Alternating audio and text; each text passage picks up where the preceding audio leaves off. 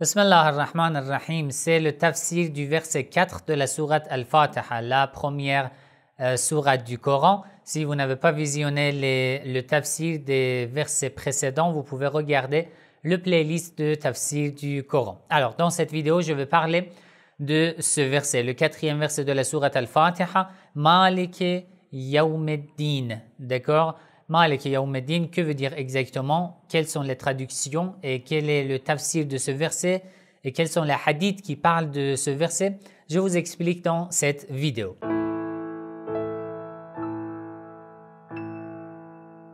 Avant de commencer, si ce genre de contenu vous intéresse, n'oubliez pas de cliquer sur j'aime, de partager la vidéo avec vos entourages.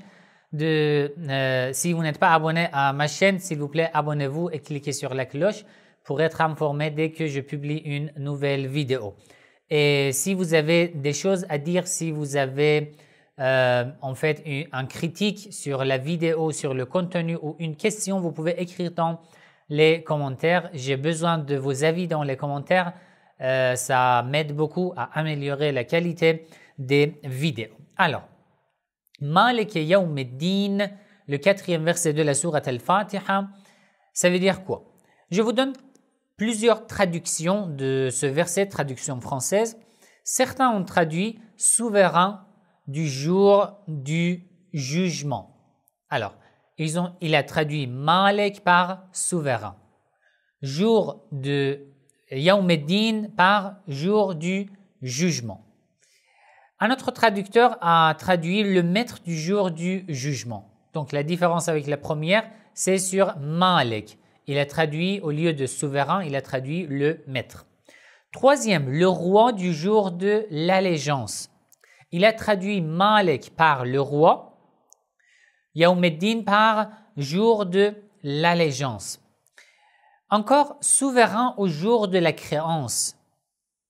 Malik par souverain, et il a traduit Yawmiddin par le jour de la créance. Encore, un autre traducteur, maître du jour de la rétribution. Alors, maître, comme traduction de Malik, jour de la rétribution,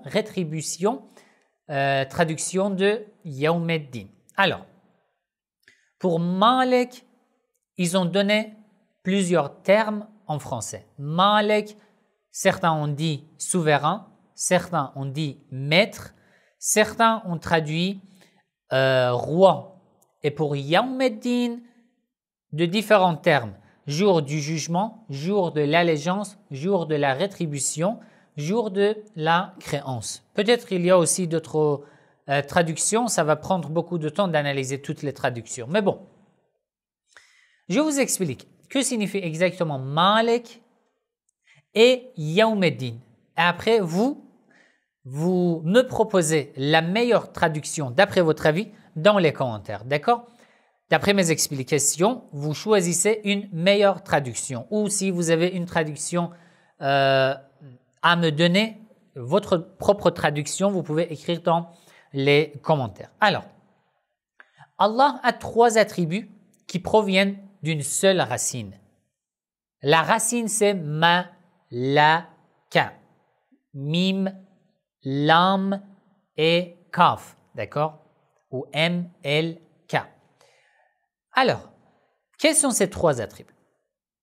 Malik, le terme utilisé dans le quatrième verset de la sourate Al-Fatiha. Malik, qui a été utilisé dans plusieurs versets du Coran. Et Malik. Quelles sont les différences entre ces trois termes? D'après les experts ou les dictionnaires très anciens arabes des premiers siècles de l'islam, la différence entre Malik et Malik, c'est quoi?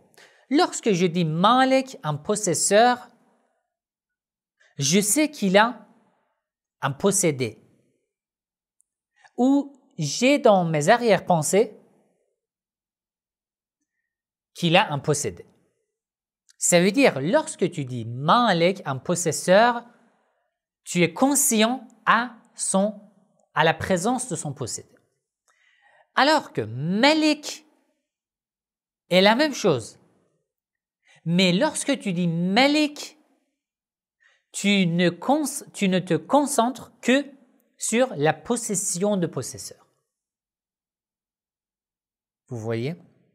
Donc, lorsque je dis Malik, bon, ça signifie un possesseur.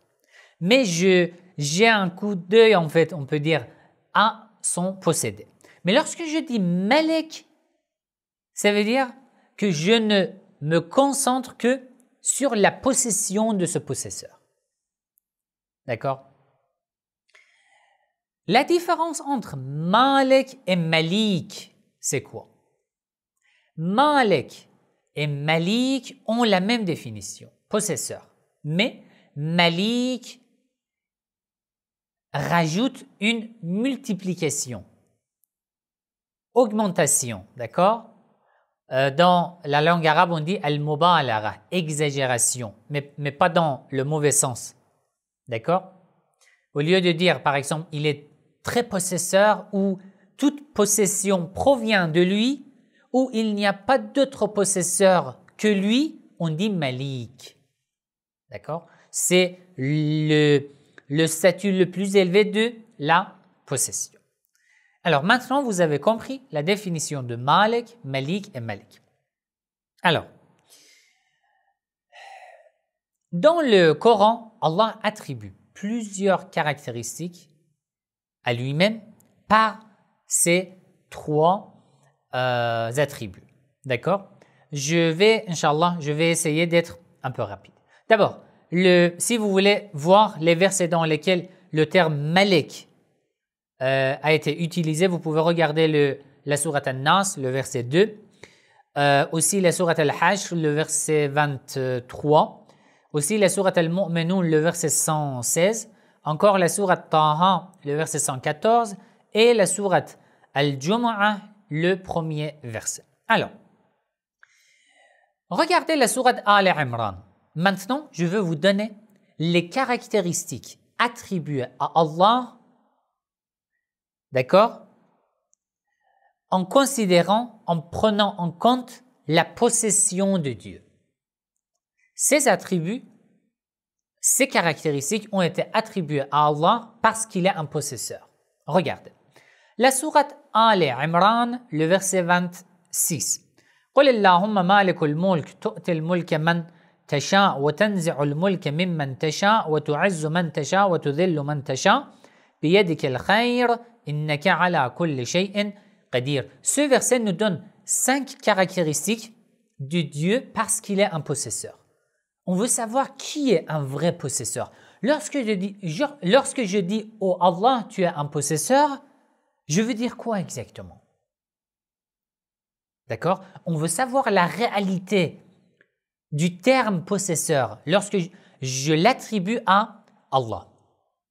Lorsque je dis Allah est un possesseur, Allah est Malik, ça veut dire tu'til mulka man tasha. Oh Allah, tu donnes la royauté à qui tu veux. Wa tanzi'ul mulka mimman tasha. Tu la prends de qui tu veux. Wa tu'izzu man tasha. Tu élèves qui tu veux. Wa tudhillu man tasha. Tu abaisses qui tu veux. Biyadika al-khayr. Tout bien, tout bonheur est en ta main. Donc, tu es un possesseur. Vous voyez? Lorsque tu dis dans ta prière « Malik yawmiddin », tu dois être conscient que Malik a ses caractéristiques.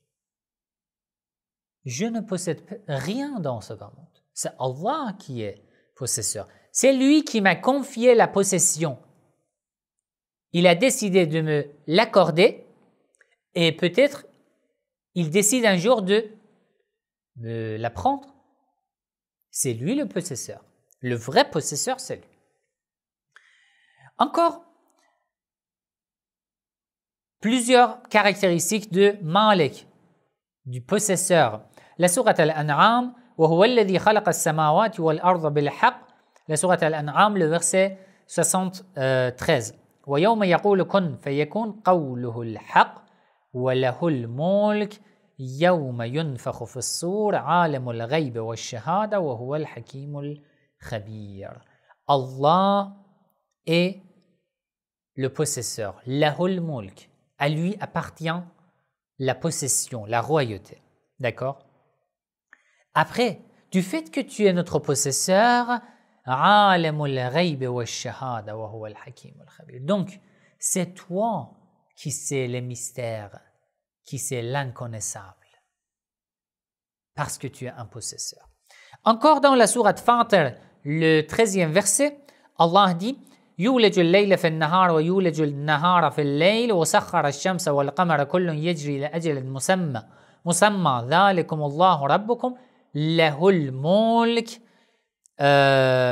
والذين تدعون من دونه ما يملكون من قطمير. Alors dans ce verset aussi il dit له الملك, à lui appartient toute possession. Donc le jour, la nuit, le soleil, la lune et toute la création sont soumis à Allah. يولج الليل في النهار ويولج النهار في الليل, etc. Toute la création est à l'écoute de Dieu et soumis à Allah. Lorsque tu dis Malik Yawmiddin, c'est un tel possesseur. Encore la sourate Az-Zumar, le 6e verset. Il dit, Allah dit dans ce verset, ذلكم الله ربكم له الملك لا إله إلا هو فأنا تصرفون. Et avant de dire له الملك, il dit وأنزل لكم من الأنعام 8 أزواج يخلقكم في بطون أمهاتكم jusqu'à la fin. Après il dit له الملك لا إله إلا هو. Lorsque tu dis dans la sourate Al-Fatiha Malik Yawmiddin, ça veut dire que tu avoues à l'unicité divine. Quel est le rapport, le lien de Malik Yawmiddin, de la possession de Dieu avec l'unicité divine? C'est ça le lien. Du fait qu'il est le possesseur absolu, du fait que toute possession, toute la création est sous sa possession, provient de lui, donc il n'y a pas d'autre possesseur. C'est Allah, le seul possesseur absolu. Donc, lorsque je dis Malik Yawmiddin, le possesseur du jour du jugement, ça veut dire qu'il n'y a pas d'autre possesseur. Tu es le seul. Et ça prouve l'unicité divine. Encore, la sourate Al-Ghafir, le 16e verset, يوم هم بارزون لا يخفى على الله منهم شيء لمن الملك اليوم لله الواحد القهار لا يخفى على الله منهم شيء. Allah dit dans ce verset, à Allah appartient toute possession, toute la possession, toute la royauté. Après il dit لا يخفى على الله منهم شيء. Rien n'est caché à Allah. Il sait tout. Il est au courant de tout. Tout ce qui se passe dans l'univers est sous son observation. C'est ça, Malik Yawmiddin. Encore dans la sourate At-Taghabun, le premier verset, يسبح لله ما في السماوات وما في الأرض له الملك وله الحمد وهو على كل شيء قدير. له الملك. À lui appartient la royauté, la possession, donc يسبح لله ما في السماوات وما في الأرض. Tous ceux qui sont dans les cieux et sur la terre ne cessent de glorifier Allah parce qu'il est notre possesseur. له الحمد وهو على كل شيء قدير. Et du fait qu'il est le possesseur absolu, il est puissant à toutes choses. D'accord? Puissant sur toutes choses. Encore la sourate Al-Hajj, le verset 56, il dit Al-mulku yawma'idhin lillah yahkumu baynahum falladhina amanu wa 'amilu s-salihat fi jannatin na'im. La royauté, la possession appartient à Allah, donc yahkumu baynahum. Allah jugera parmi eux. Donc, le jugement appartient à lui. Qui est digne de juger parmi toute la création? Le possesseur absolu. Yahkumu baynahum. Encore dans la sourate Al-Furqan, le verset 26, Allah dit Al-mulku yawma idhin al-haqq lir-Rahman wa kana yawman 'ala al-kafirina 'asira. La royauté et le royaume est le vrai. Al-mulku yawma idhin al-haqq. La royauté et la possession de Dieu est le vrai. Et toute possession autre que celle de Dieu est faux. Parce qu'il est le possesseur absolu. Encore, la sourate Al-Infitar, le verset 19, Allah dit يَوْمَ لَا تَمْلِكُ نَفْسٌ لِنَفْسٍ شَيْئًا وَالْأَمْرُ يَوْمَئِذٍ لِلَّهِ. Alors, Allah est notre possesseur. يَوْمَ لَا تَمْلِكُ نَفْسٌ لِنَفْسٍ شَيْئًا. Ce jour où nulle âme ne détiendra rien en faveur d'une autre. D'une autre où l'ordre ce jour-là appartiendra à Allah. Il est notre possesseur absolu. Au jour dernier, personne ne pourra faire rien en faveur de quelqu'un d'autre. Fais attention à tout. Encore la sourate Al-Ma'ida, le verset 18, la sourate Al-Ma'ida, le verset 40, la sourate Al-Fath, le verset 14, ces trois versets disent la même chose, du fait qu'Allah est notre possesseur, il pardonne à qui il veut. Et il punit, il torture, il châtie qui il veut. Et que c'est vers Allah la destination. Parce qu'il est notre possesseur. Encore, la sourate At-Tawbah, le verset 116, il dit « Inna Allah lahu mulku samawati wal ard yuhyi wa yumit » Il fait vivre, il fait mourir parce qu'il est notre possesseur. « Wa ma lakum min dunillahi min waliyyin wa la nasir » Et à part Allah, à part notre possesseur, nous n'avons aucun allié, aucun secoureur, aucune aide à part Allah. Parce que c'est lui notre possesseur. Et un possesseur n'abandonne jamais son possédé. Encore la sourate Az-Zumar, le verset 44, قُلْ لِلَّهِ الشَّفَاعَةُ جَمِيعًا لَهُ مُلْكُ السَّمَاوَاتِ وَالْأَرْضِ ثُمَّ إِلَيْهِ تُرْجَعُونَ. Toute l'intercession appartient à Allah parce qu'il est notre possesseur. Et c'est Allah qui peut donner le droit de l'intercession à qui il veut. Comme au prophète Muhammad sallallahu alayhi wa sallam. Encore la sourate Ash-Shura, le verset 49, Lillahi mulku samawati wal ard yakhluqu ma yasha yahabu liman yasha inathan wa yahabu liman yasha adh-dhukur. Il est notre possesseur. Il donne des garçons à qui il veut, il donne des filles à qui il veut. D'accord? Encore la sourate Al-Buruj, le 9e verset, الذي له ملك السماوات والأرض والله على كل شيء شهيد. Allah est le possesseur absolu, donc il est على كل شيء شهيد, il est témoin sur toute chose. Tu ne peux cacher rien de Dieu, de l'observation de Dieu, du regard de Dieu. D'accord? Alors, si vous voulez savoir encore plus sur le terme Yawmeddin, Yawmeddin, ça veut dire quoi? Yawmeddin, ça veut dire le jour de la résurrection. Ad-Din, c'est un jour où Ad-Din, la vraie religion, sera gouverneur, sera comme juge. C'est le jour de la résurrection. D'accord? Donc, on peut dire jour de la résurrection. On peut dire jour du jugement. Mais par exemple, jour de la rétribution, je pense que rétribution ne peut pas tout dire sur Yawmeddin. Car une des choses qui se passera au jour de la résurrection, c'est la rétribution. Mais ça ne peut pas tout dire. Donc moi, je préfère le jour soit de la résurrection ou le jour du jugement. Le jour du jugement, je pense qu'il est plus correct. Alors, le terme Yawm-ed-Din est employé dans plusieurs versets du Coran. Je vous donne juste les adresses, vous pouvez noter. La sourate Al-Hijr, le verset 35. La sourate Al-Shu'ara, le verset 40, pardon. La sourate Al-Shu'ara, le verset 82. La sourate Al-Saffat, le verset 20. La sourate Sad, le verset 78. La sourate Al-Dhariyat, le verset 12. La sourate Al-Waqi'a, le verset 56. Et la sourate Al-Infitar, le verset 15, le verset 17, le verset 18. D'accord?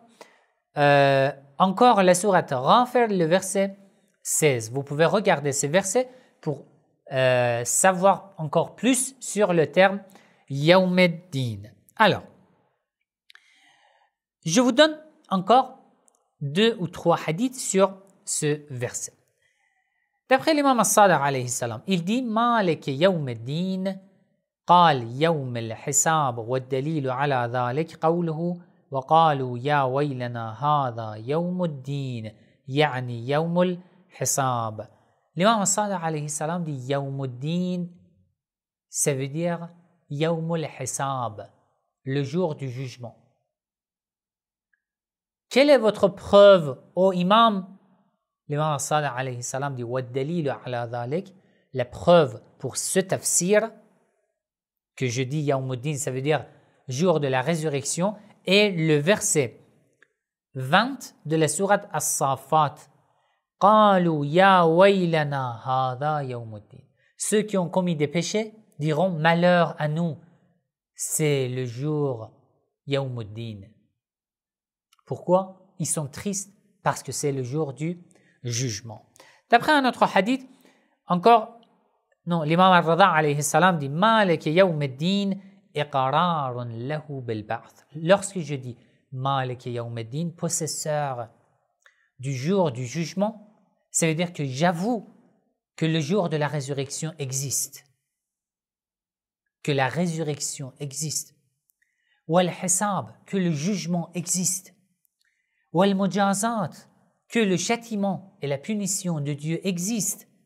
وَإِيجَابُ مُلْكِ الْآخِرَةِ لَهُ كَإِيجَابِ مُلْكِ الدُّنْيَا.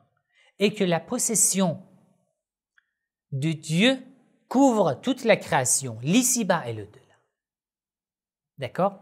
Et le dernier hadith, le prophète Muhammad sallallahu alayhi wa sallam a dit, lorsque le serviteur de Dieu dit Malik Yawm-ed-Din, Allah répond أشهدكم كما اعترف أني أنا مالك يوم الدين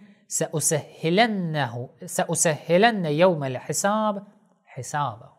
Allah te répond lorsque tu dis Malik Yawm-ed-Din. Il te dit du fait que tu as avoué que je suis le possesseur de la création, je vais faciliter pour toi ton jugement dernier. وَلَا أَتَقَبَّلَنَّ حَسَنَاتِهِ, et je vais accepter tous tes bienfaits. وَلَا أَتَجَاوَزَنَّ عَنْ سَيِّئَاتِهِ, et je vais te pardonner tous tes péchés. Voilà, c'est un résumé du tafsir de ce verset court de la sourate Al-Fatiha, Malik Yawm-ed-Din. Donc n'oubliez pas d'écrire dans les commentaires votre traduction préférée pour ce verset du Coran d'après les explications que je vous ai données. Écrivez dans les commentaires votre avis sur cette série de tafsir. Qu'en pensez-vous? Est-ce que c'est utile? C'est profitable? Est-ce que vous voulez que je continue ou non? Je vais voir vos commentaires, je vais voir votre avis. Si c'est utile, je vais continuer. Si ce n'est pas utile, bon, on va arrêter. On va faire des vidéos sur d'autres sujets qui vous intéressent ou qui vous sont utiles, Inch'Allah. Wassalamu alaikum wa rahmatullahi wa barakatuh.